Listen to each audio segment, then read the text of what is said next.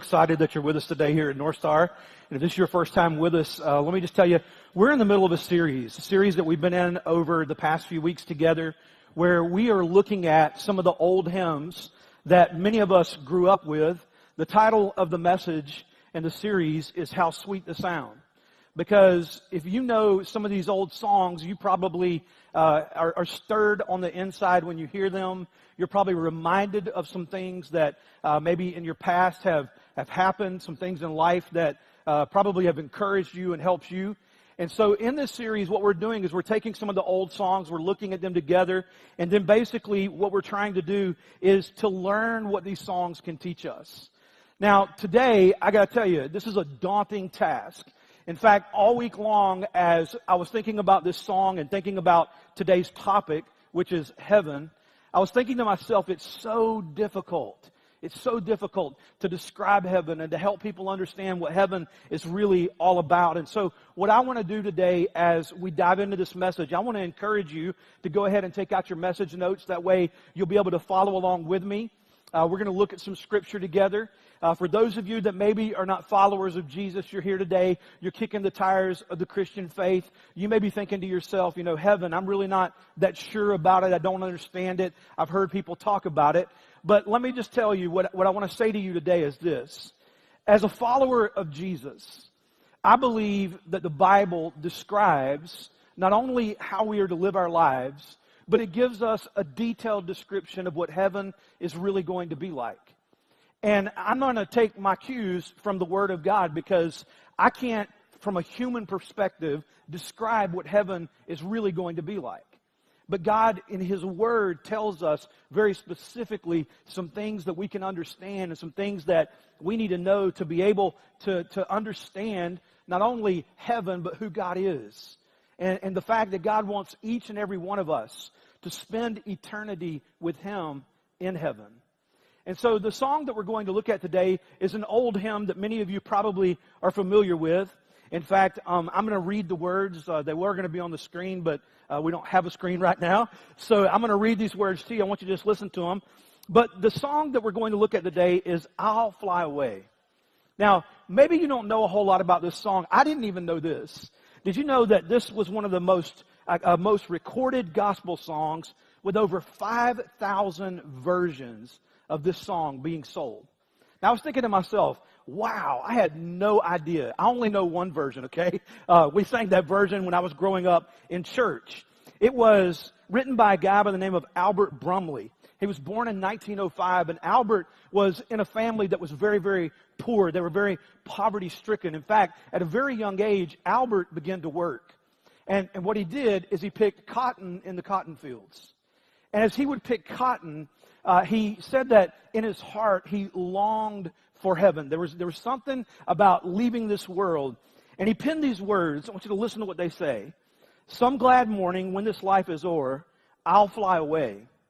To a home on God's celestial shore, I'll fly away. When the shadows of this life have gone, I'll fly away. Like a bird from prison bars has flown, I'll fly away. Now, what was he talking about? What was he specifically trying to say? He was talking about heaven.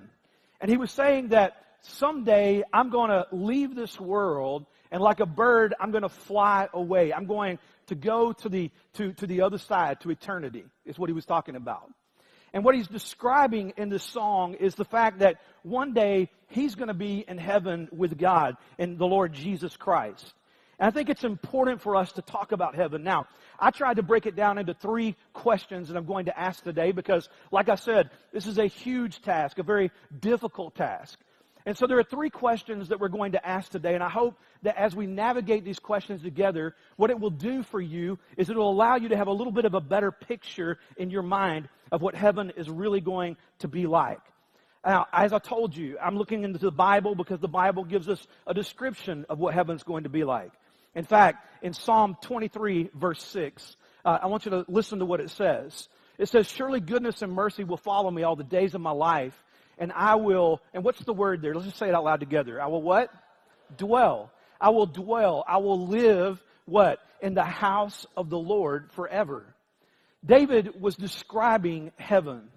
He was saying there's going to be a day that we step out of this world and we step into eternity. And when we do, there's only two places that we can go.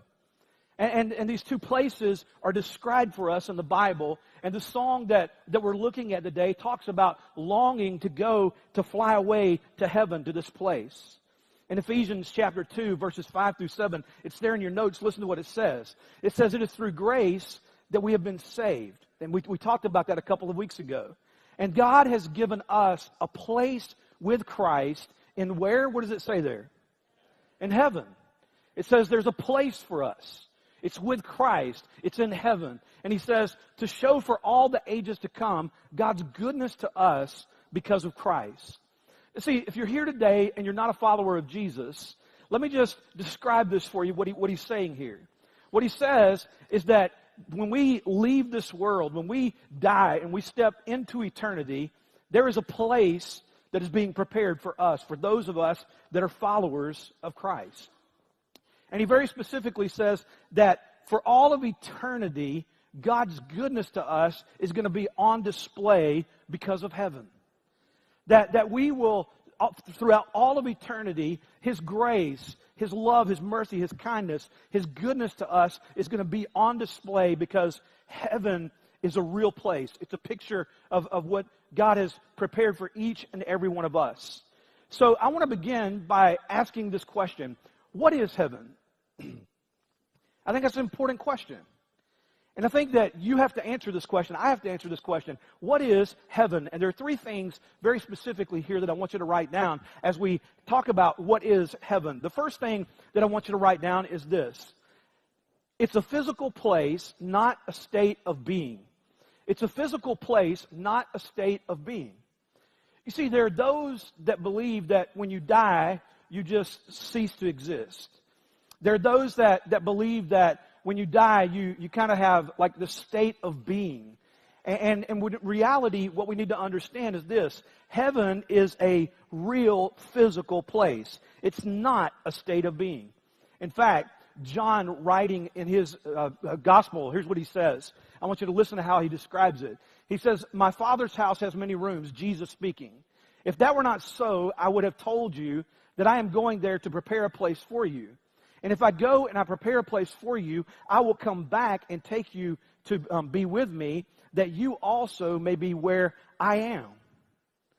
And so Jesus says to us, he says, hey, I want you to know, he was talking to his disciples when he said this. He said, hey guys, I want you to know that I'm going to prepare a place for you. It's a physical place. It's a place that is being prepared for you. It's a place that is being prepared for me. It's not a state of being. And Jesus said, hey, I'm going to get this place ready so that when you die, when you leave this world, you can come to where I am, and this place is going to be made available to you. And so it is a physical place. It's not just a state of being. It's not something that exists in the mind. Jesus very specifically tells us that He is preparing this place for us. The second thing that I would have you to write down about what is heaven is that it is a permanent place. It is a permanent place that will last forever. It's a permanent place that will last forever. Now, I don't know about you, but I'm just going to be honest with you. Eternity is hard for my mind to grasp. I mean, like when I think about this life, right? And I think about how I've lived over these past 51 years. I don't know about you, but it has gone by really, really fast. I mean, I'm amazed at how quickly this life is here and all of a sudden it is gone. And you see, when you think about heaven, the thing that you have to remember is that heaven is a permanent place that will last for all of eternity. It's not like you're going to die and you're going to go to heaven and then one day it's going to just cease to exist. We will spend billions and billions of years in heaven with God if we put our faith and our trust in Christ. And you see, it is a place that will last forever. It's a place that we will be forever. And I don't know about you, but this earth, when you think about it, it's just passing by. In fact, what Paul tells us in the book of Corinthians and also in Ephesians, he says, you need to understand that you're just sojourners on a journey. You're just passing through this world. And believe it or not, we're going to talk about this in just a minute. This is just preparation for heaven.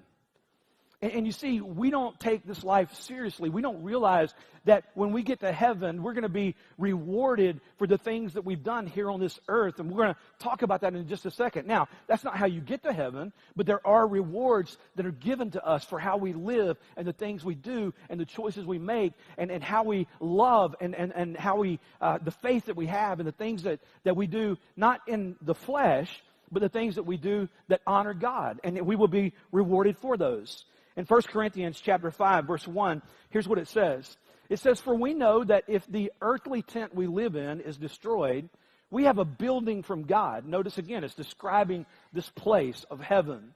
It says, "An eternal house in heaven, not built by human hands." Now, I can't describe to you what heaven is going to be like specifically. In fact, if you want to know a little bit more about heaven, I want to tell you about a book. Now, I don't do this very often, but I'm going to recommend a book. In fact, anybody who has ever come to talk to me that is terminally sick, I give them this book for one reason. Because I want them to understand what heaven is really going to be like.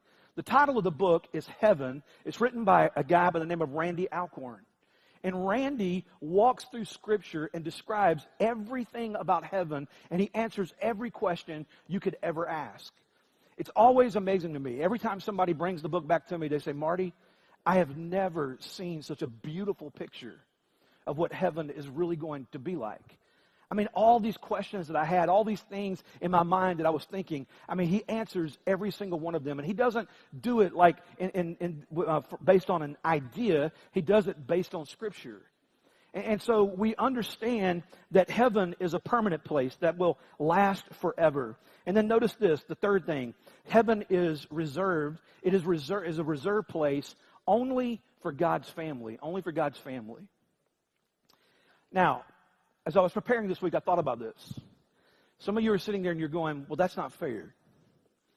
I mean, you mean to tell me that God has only prepared for some people? No, God has prepared heaven for all of us. But the choice is ours.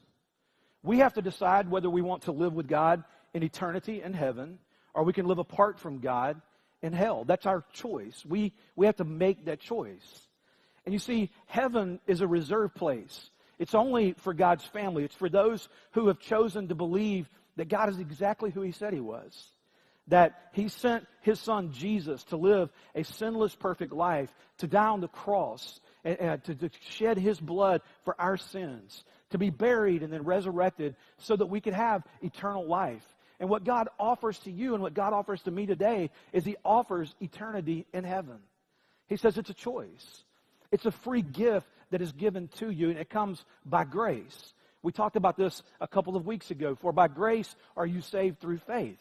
What do you have to believe? You just simply have to believe that Jesus was exactly who He said He was. And so heaven is reserved only for those who have put their faith and their trust in Christ. And if your family and your loved ones have put their faith and trust in Christ, then you have the hope of eternity in heaven. And what I want you to know today is I want you to take very seriously this idea that heaven is a reserved place. I want you to really think about the choice that you're making here on earth. Are you choosing to follow God? Are you choosing to put your faith and your trust in Christ? Are you choosing heaven as your home? Because we all know this. I mean, the mortality rate in the world, not just America, the mortality rate in the world is 100%. All of us know there's a day coming we're going to leave this earth. All of us know that we're going to step into eternity. And the promise that we have is that we can be with God in heaven. Jesus said He's going to prepare a place for us, that one day we can be there with Him. And so listen to what the Bible tells us in Revelation 21, verse 27. Only those whose names are written in the Lamb's book of life will be able to enter. Only those who have accepted Christ. Only those who have put their faith and trust in Jesus. Those are the ones that will be able to enter into heaven. So what is heaven? It's a physical place, not a state of being. It's a permanent place that will last forever. It is a reserved place for only God's family. Now, let me just say this. If you're here today and you've never put your faith and your trust in Christ, it's not too late. You see, today you can do that. You say, Pastor Marty, what do I have to do? Well, you just simply have to believe that Jesus was exactly who he said he was. And if you want to leave this world and have the security of knowing that you're going to be in heaven, then right now, in this moment today, you can put your faith and your trust in Christ. In fact, I want us to do something together across all of our campuses. We usually do this at the end of the service, but I just want you to bow your heads and close your eyes just for a moment.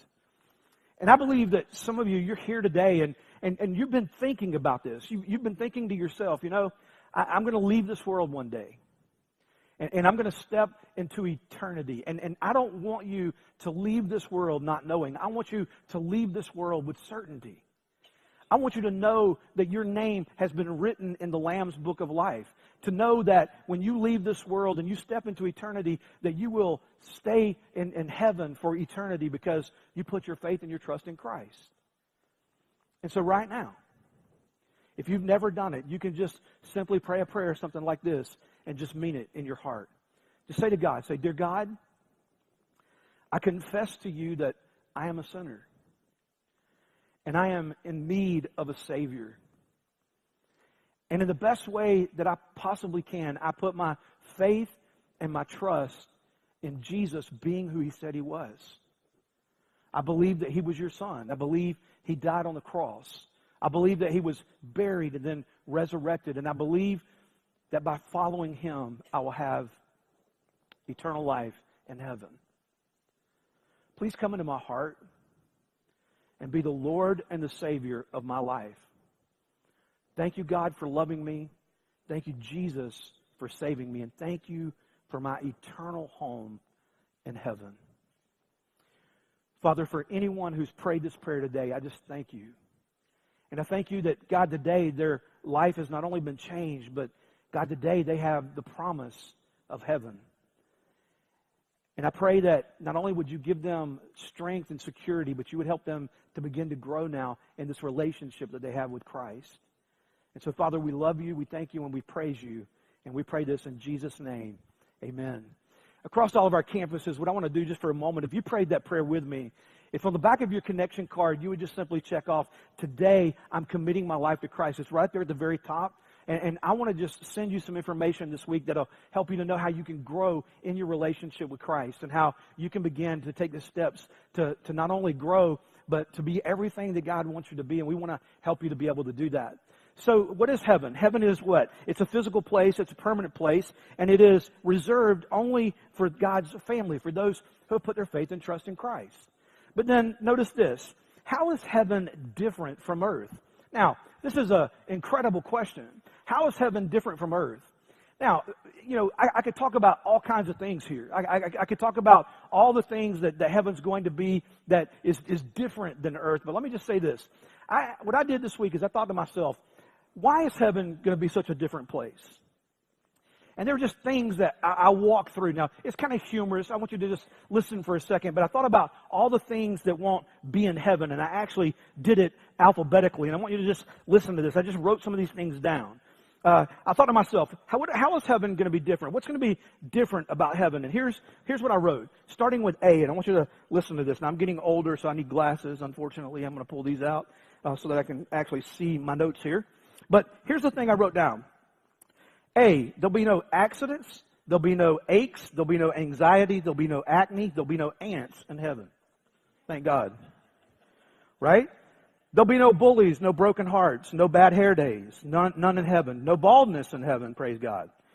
C, in heaven there'll be no cancer, there'll be no crime, there'll be no car trouble, there'll be no cavities, there'll be no cellulite. Thank you, Jesus. Right? I'm just saying, you want to know what's different between heaven and earth? I'm trying to help you wrap your mind around it. D, no dead ends in heaven, no delays, no dirty dishes, no diapers, no dementia in heaven. Everybody is going to be sharp in heaven. E, no earthquakes or errors, no failures, no garbage, no hunger, no irritations and insecurities and injustice or indigestion. None of that will be in heaven. J, I thought about junk. There'll be no junk in heaven. Some of you are like, praise God, man, there's no junk in heaven, right? No keys to misplace, because you don't need any keys in heaven. In fact, in the book of Revelation, it talks about there'll be no gates, there'll be no doors. Why? Because everything will just be open, basically. L, there'll be no lawyers in heaven. No, I'm just joking. I didn't say that. That was just a joke. That was just a joke. To all my lawyer friends, I love you. You'll be in heaven, all right? There won't be what? No misunderstandings or miscommunications, no mosquitoes, thank God, right? No nose hair in heaven, no old age in heaven. There'll be no prejudice in heaven, no political campaigns in heaven, thank you, Jesus. No quarrels in heaven, no racism in heaven, no refugee camps in heaven, no receding hairlines in heaven, right? This is a big one. There'll be no sales calls in heaven. No traffic and no taxes in heaven. Now, let me just say this. You thinking to yourself, U, X, Y, and Z. You go home and figure that out yourself, right? All right, just figure those out. Heaven is going to be different. Heaven's going to be a wonderful, wonderful place. And you see, the thing that I want you to understand is that the Bible gets very, very specific when it talks about what won't be in heaven. And there is going to be no more tears. There's going to be no more heartache. There's going to be no more sorrow. Heaven's going to be a place that is perfect. Perfect in every way that you could ever imagine. You see, when people ask me, Marty, what's so different about heaven than about earth? And here's what I tell people. This is one of the things that I don't think any of us understand. Nobody has ever experienced the absence of God's presence. Heaven is going to be God's presence. It's real. He's going to be there with us every single day. But listen to this. Hell does not know the presence of God.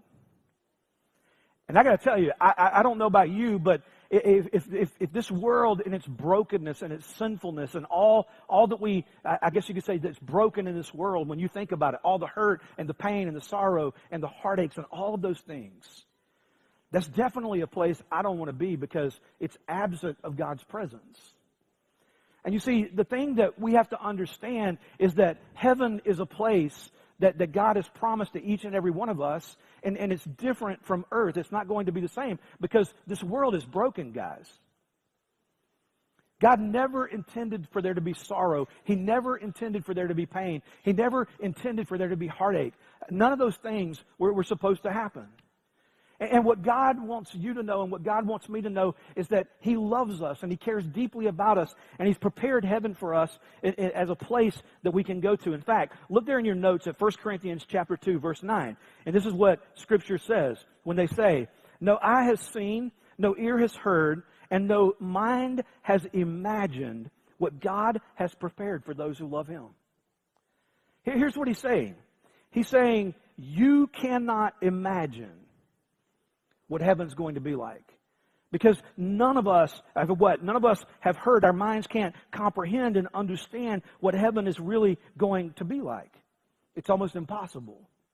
So let's answer the last question. What will we do in heaven? I mean, I think all of us probably have thought that, right? What are we going to do in heaven? Now, you're going to think I'm a little bit crazy here, but I just want to say a couple things to you. When I was growing up, this is what I thought about heaven. I thought heaven was going to be like a choir, right? I thought like everybody's going to get to heaven, we're going to fall on our knees, we're going to worship God, and that's all we're going to do for all of eternity.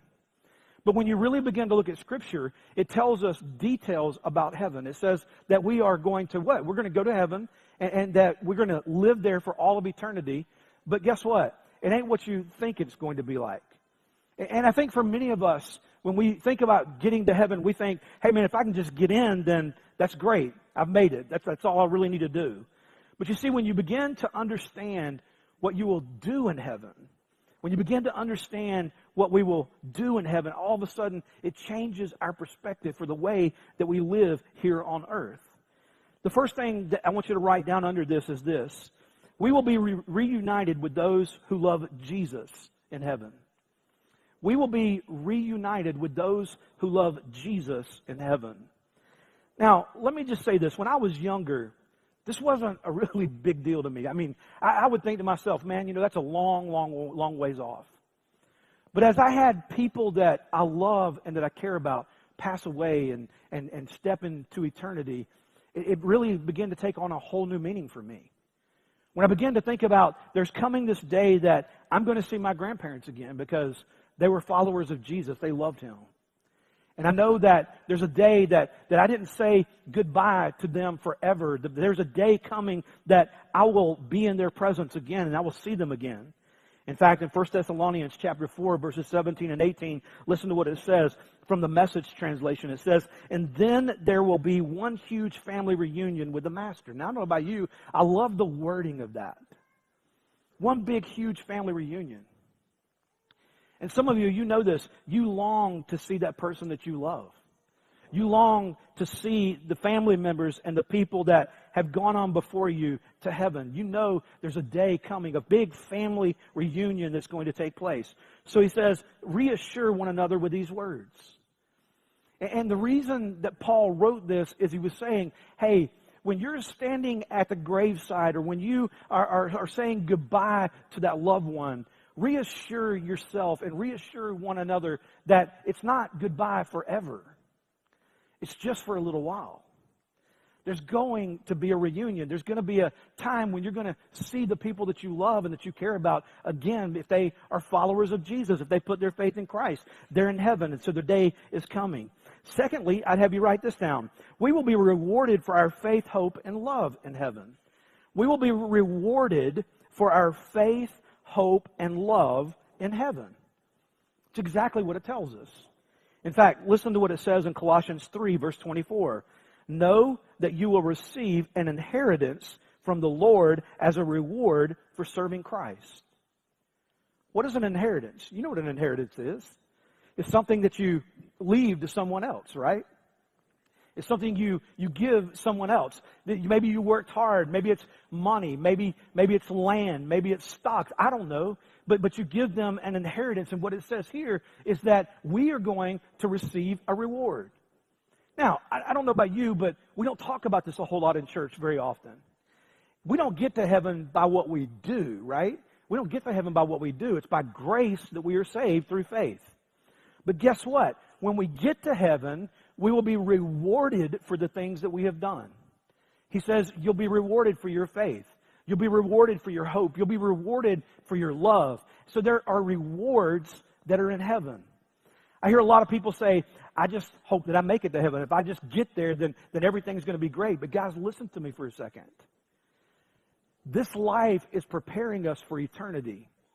Did you know that you will have a job in heaven? Not the way that you think about a job here, but you will be able to work in heaven and to do something very specific that you enjoy. And you see, you have to understand you're rewarded for the things that you've done here on this earth, for the things that you've done according to what? The good deeds that you have given. In fact, if you want to look at this later, you can look at Hebrews 10, verse 35, and 1 Peter 1 and 4, and John 12 and verse 26. It talks very, very specifically about this idea of being rewarded. So the things that you do matter. It's important. And we will be rewarded accordingly. And then lastly, notice this. We will be assigned work that we enjoy doing in heaven. We'll be assigned work. In fact, listen to the way it says it. In Matthew chapter 25, verse 21. It says, well done, good and faithful servant. You've been faithful with a few things. I will now put you in charge of many things. Come and share in your master's happiness. You see, some of you have heard me say this before, but God has shaped we all have a shape, S-H-A-P-E. What does that stand for? Spiritual gifts. Heart is your passion, right? So it's S-H, A is your abilities, P is your personality, and E is your experience. You see, God shaped you very specifically. And when you get to heaven, God is going to take your shape and He's going to give you an assignment. He's going to give you something to do. And it's going to be something that you enjoy. It's not going to be something that is a drudgery or something that you regret, because God uniquely gave you passions and abilities, and He's going to allow you to use those throughout eternity. And you see, heaven is not just this place where people are going to go and all of a sudden we find ourselves there. And you know, I don't know about you, but when I was growing up as a little boy, I thought about, choir robes and people in heaven, just singing. That's all that was ever going to happen. Now, I will tell you this. There'll be no pastors in heaven. We won't need pastors anymore. Did you know, let me just say this to our worship pastors. Did you know there will be worship pastors in heaven leading worship? And they'll still have a job in heaven, praise God, right? They're probably thinking, thank you, Jesus. But pastors, guess what? We won't have to teach the Word of God anymore. And let me just say this before we close. Did you know that none of us will ever be able to tell someone else about the love of God in Christ Jesus when we get to heaven? This earth is the only place that we have an opportunity to share the good news of Jesus. When we leave this world, we will no longer have that privilege or opportunity again. And I hope that you would take that very seriously. That you would say, God, thank you that I have the privilege to tell others about your love and your kindness and your goodness and your mercy and your grace. And you see, I want you to know that one day when you step out of this world, you are going to step into eternity. And heaven can be your home. And my prayer is that when we sing this song, as we close the service today, that your heart would long for heaven. And that you would be able to sing it with a loud voice to say, someday I'm going to fly away to heaven. I'm going to spend eternity with God, the creator of this universe, and His Son, Jesus, because of what He has done for you and what He has done for me. And so what I want to do is I want to pray for us before we sing. And so at all of our campuses, I'm going to ask you, if you would, to bow your heads and to close your eyes. And I want to encourage you to go ahead and take the screens up at our campuses as I pray just here for a moment over us. And then we're going to stand together and we're going to sing this song. And I pray that as you sing this song, it will take on a whole new meaning to you in your heart and in your life today because of the picture of heaven that God has given us. Father, I thank you so much for your love, and I thank you for the fact that, God, you have promised to us that we have a heavenly home. God, I can't do justice in describing what heaven is going to be like. But God, we are grateful that you love us so much, that you created us and placed us on planet Earth. But God, you thought way ahead and said, I'm going to create a place that where when we step out of this world, we will spend eternity in heaven with you. And God, it's a physical place. It's a place where we will be the rest of our lives. And I just pray that you would help us to understand the magnitude and the greatness of what heaven is really going to be like.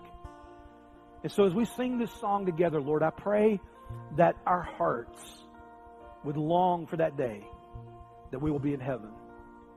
We thank you for loving us. We thank you for sending your Son, Jesus. And we thank you for the opportunity that we have to be with you in heaven for all of eternity. And for that, we give you praise. And we pray this in Jesus' name. Amen. Let's stand together across all of our campuses.